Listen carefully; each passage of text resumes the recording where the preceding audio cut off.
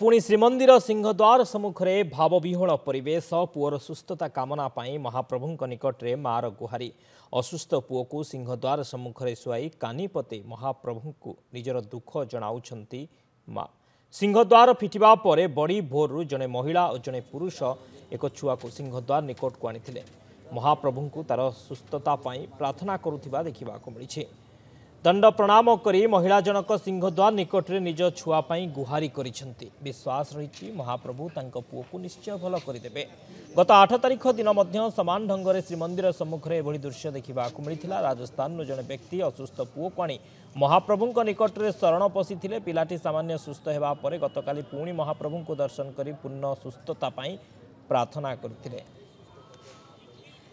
आज आउ एक चित्र देखिबाको मिलिछि।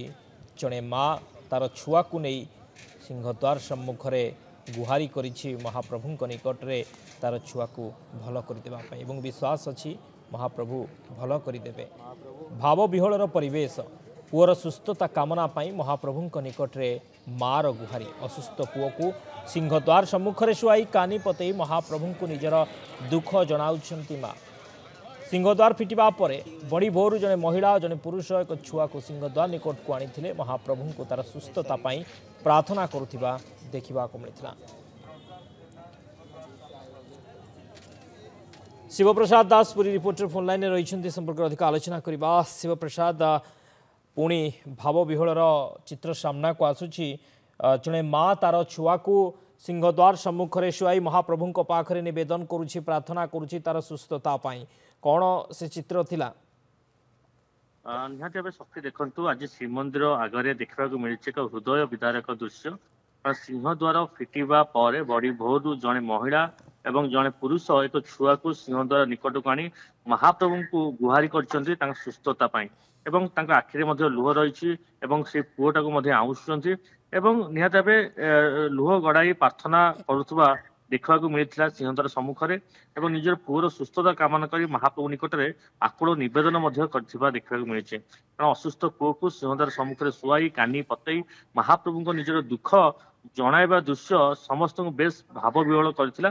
कारण जिते देखुवे से दृश्य कारण दंडवत होई महाप्रभु निकट को जीवाई से महिला जनक जाउछंती एवं निज पुओ को मध्य आउंस दउछंती। कारण केउ ना केउ हम कहबा कारण महाप्रभु निकट समस्त समर्पित होउछंती एवं जो रही जो आम कहबा कारण सत जेमती तांकर किसी मानसिक रही जे दंड प्रणाम करी कालिया द्वारे निज छुआ को गड़ौंट एवं पिलाटीर सुस्थता कामना करुँच। कारण आप जानते जो चिकित्सा विज्ञान फेल मारे सेठी मनीष महाप्रभु की ही भरोसा करें। गतकाली आप देखिथे एक विरल दृश्य एक अभावन दृश्य देखा मिलता। कारण किसी दिन पूर्व जड़े बापा ता पुओ को कोमारे थिबा बेले महाप्रभु निकट को नहीं आसी गत 8 तारिख आम कथा कहवा।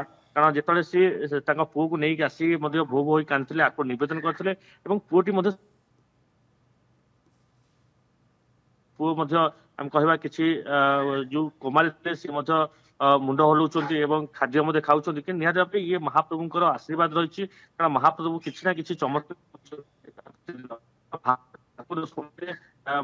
भक्तर डाक शुणुंट एवं निहत भाव कहवा जड़े कोमारे थिबा जड़े शिशु को करते सुस्थ एवं आज जो भाई दृश्य एक देखा मिली। निहत भाव प्रतिश्वर बा बड़ी भोरु कारण जो भक्त देखु मन से दुख आसुए एवं माटी निज छुआपाई महाप्रभु को डाकुंट दंडवत करुँच महाप्रभु आशीर्वाद लोड़ुंट एवं महाप्रभु को से दंडवत करी भितर जाऊँ महाप्रभु दर्शन करने। निहत भाव केउ ना केउ कहवा पिलाटीर किसी ना असुविधा रही से असुविधा को दूर करने महाप्रभु निकट समर्पित करुँच। जेहेतु ये दंडवत कर देखुवे कारण सिंहद्वार सम्मुखें दंडवत कर माँ जनक जाऊँ भीतर जाऊँ 22 पाहाच दे दंडवत कर भीतर को प्रवेश करुँच महाप्रभु गोटे नवेदन करुँच मो पुओ को सुस्थ कर दियो एवं निहत पाखरे पुअर सुस्थता कामना करुछंती माँ एवं विश्वास रही महाप्रभु पुओ को सुस्थ करदेवे भल करदेवे। बहुत बहुत धन्यवाद